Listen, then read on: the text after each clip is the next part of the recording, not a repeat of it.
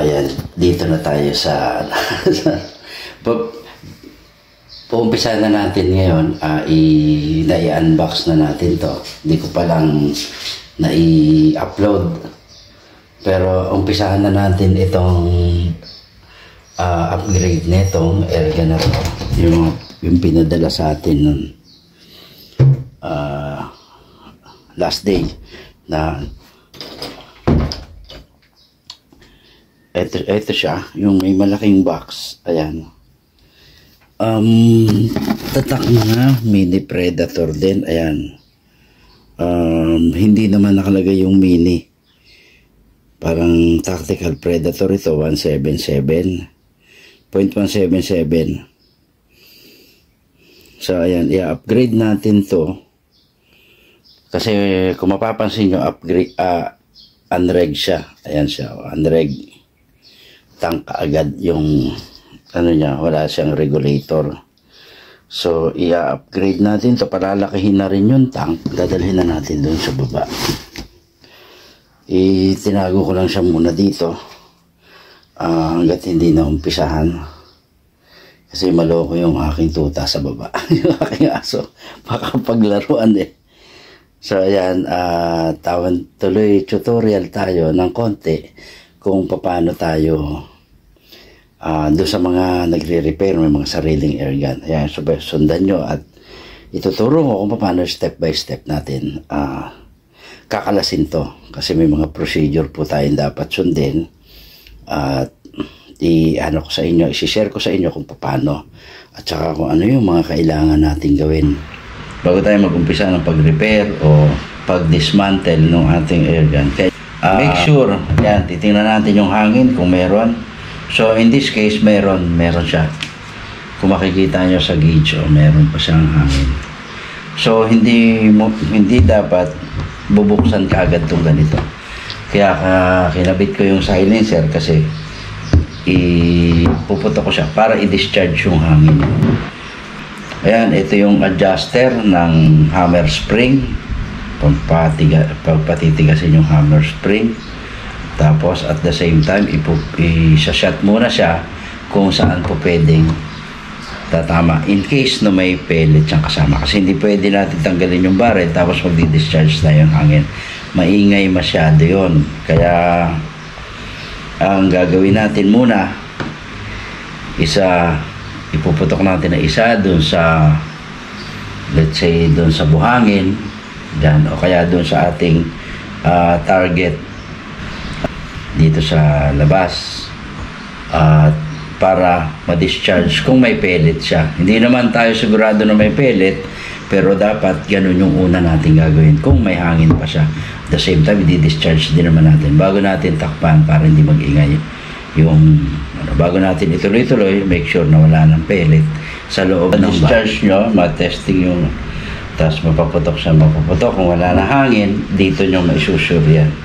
Itutulak no kung naitutulak na yung hammer para mag-open yung valve. Ayan. Kapag natutulak nyo na yan, walang lumalabas na hangin, wala na po talagang hangin yan. So, unin muna natin yung pantanggal ng ating po tayong dapat inaalala yung safety. Hindi lang sa atin, kundi pa sa paligid natin. Ina-advise ko, at saka yung advice nga din sa atin ng kalimitan, is ng gloves. Yung gloves ko kasi nasira na, hindi pa dumarating yung bagong order, kaya sa atin na po kung paano tayo mag-iingat. Tulugan lang natin tornilyo ng barrel band, and then pwede nating hindi tanggalin kaagad yung suppressor. Yan, dito muna tayo sa kanyang scope rail. Ayan, medyo maluwag na pala to. Tapos magkaiba, mas maliit itong isa. Ayun, yan, medyo mahigpit yung mas maliit. Ayun, maluwag na yung isa.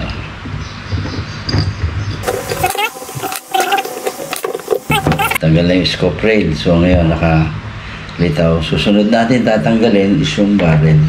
So yan. Siguro kitang-kita na. Ayan, so barrel ang sunod nating tatanggalin. Nandito yung lock ng barrel. Ito pala. Parang wala na siyang tornilyo. Ewan ko lang ha.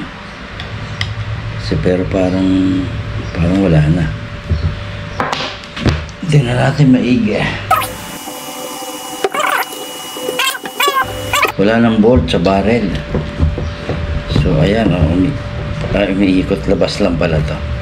So tanggalin na natin yung suppressor. Kasi tatanggalin natin tong cover ng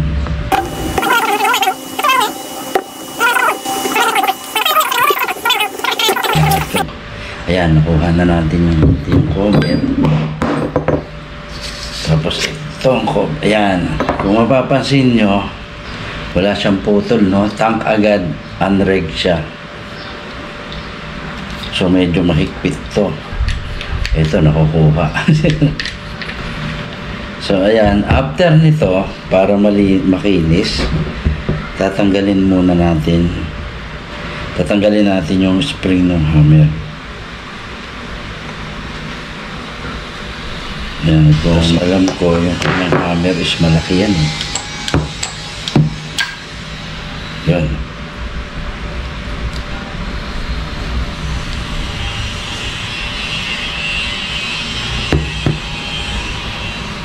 Malaki nga yung hammer.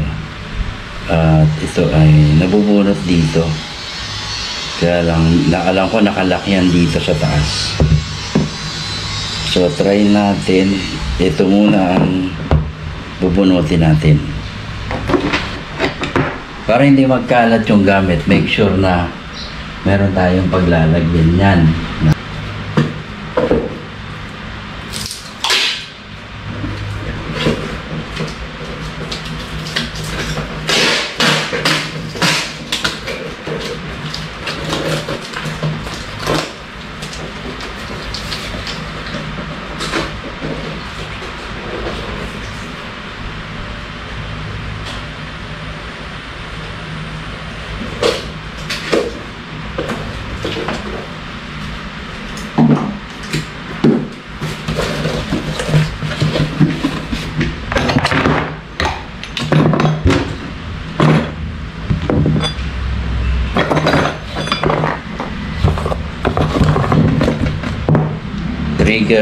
Trigger mechanism niya, nakukuha na ng buo. Yan.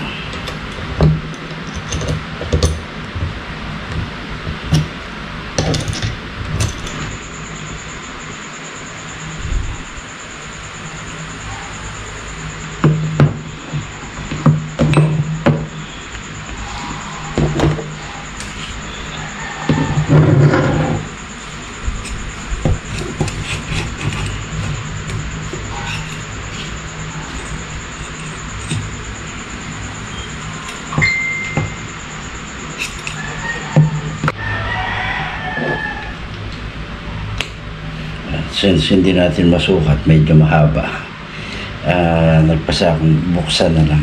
Ayan.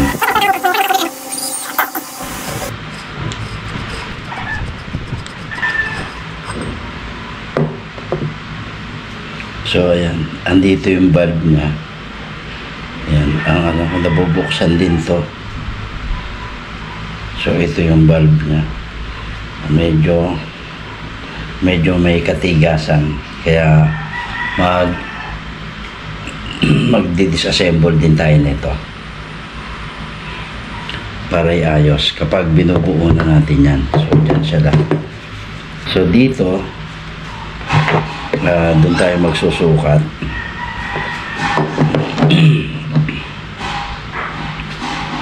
Yan, gagawin natin dyan, sa halip maglalagay tayo ng offset dito sa dulo, papalitan natin. Ganito yung gagawin natin. Ayan, gagawa na lang tayo may thread papunta rito. So meron siyang seat ng o-ring dapat sa loob. Pagkatapos dito sa bandang dulo, tatry natin yung para hindi na tayo maglagay ng plenong banda rito, yung offset sa may bandang dulo. Kasi medyo mahirap gawin kapag ginawa natin siyang naka-offset pa dito sa dulo. So, ang gagawin natin, nandito na yung power plenum. Ayan, so yung barrel niya, susukatin pa rin natin yung magiging clearance kung kakasya. Kapag ganon, since dati naman is 38 na itong tank, so magdadagdag lang tayo para maging 50. 12 mm, ano yun, is 6 mm yung kailangan maging allowance nitong 6 mm additional para magkasya dito. So ito ay susukatin lang natin tong pagitan ng barrel at saka nitong tank para makita natin kung kakasya yung gagawin natin, kung hindi kailangan i-offset. Kasi dito sa case na to, mag-offset talaga tayo eh. Tapos dito, since lampas ito, dito sa tank, kuha siya ng konti. So, kailangan natin na magbawas, same size talaga. Same size nung netong tank, yung magiging papasok dito. So, yun yung gagawin natin. Pero, tatry natin yung magandang conversion para dito. Since kung makikita nyo, nakapasok yung tank na gano'n. Ayan yung tank. Ayan. Ma-imagine nyo na kung gaano kalaki yung plenum niya. Dito, meron pa rin kapraso kasi nandito yung valve niya eh. Meron pa rin siyang plenum dito sa loob na konti. Yun yung ginawa niyang plenum talaga. Kaya may plenum pa rin siya, although dikit siya. May plenum pa rin. Tapos ang transfer port nandito. So, ibig sabihin, mga nandito sa lugar na to yung firing pin niya. Kaya meron ditong ganito para yan sa spring. And then para dyan binubunot itong firing pin. Dito binubunot sa kabila. So yan, imagine niyo kung gaano kahaba lang yung tank niya. Kung gaano kaiksi lang. Ayan, hanggang dito lang siya. Oh. Tapos itong takip niya, hanggang dyan din. Ang hangin naman, di pa pwedeng papasok sa thread. So hanggang dito lang siya. Sa may tapat ng o-ring. Same din dito, sa may tapat din ng o-ring. So, meaning, ang tank niya is ito lang gitna na to. Yan lang siya. So, sobrang maliit yung tank niya para makashot siya ng marami. Kukunti lang ang shots na magagawa nito. Kaya hindi po pwedeng palakasin kasi tapos unreg pa siya. Okay ito kung sa CO2 siya gagamitin. Itong tank na to is maraming shots na yan. Medyo enough na yan. Kaya lang, kung since PCP, mas malakas siya mag-discharge ng hangin. So, itong ganito, medyo sobrang liit ito. Kaya yun yung natin is gagawa natin ng tank na mas malaki kaysa rito. Mas malaki siya dito. Yan. Yung hindi yung gawa, kundi yung nabibiling tank. Yun yung ilalagay natin dito. Tapos, aalisin na natin to. Gagawa tayo ng bago kasama na ang plenum na mag-a-adapt ng regulator. Sinusukat lang natin yan kung hanggang saan yung magiging niya. Tsaka yung size ng butas na kailangan natin gawin. Ayan, kailangan kasi shoot din siya dito yung magiging butas. Kasi kung puputulin lang natin to, kailangan pa tayo ng power plenum. So maiksi yung barrel niya, baka lumampas sa barrel yung tank. Magiging mas mahaba, mahirapan ipasok yung silencer. So ganun yung gagawin natin. Although medyo mahirap to kasi kailangan sukat na sukat dito yung butas. Medyo malayo na yun, medyo mahaba. Kaya medyo mahirap saktuhin. So mula dito, susukatan natin tong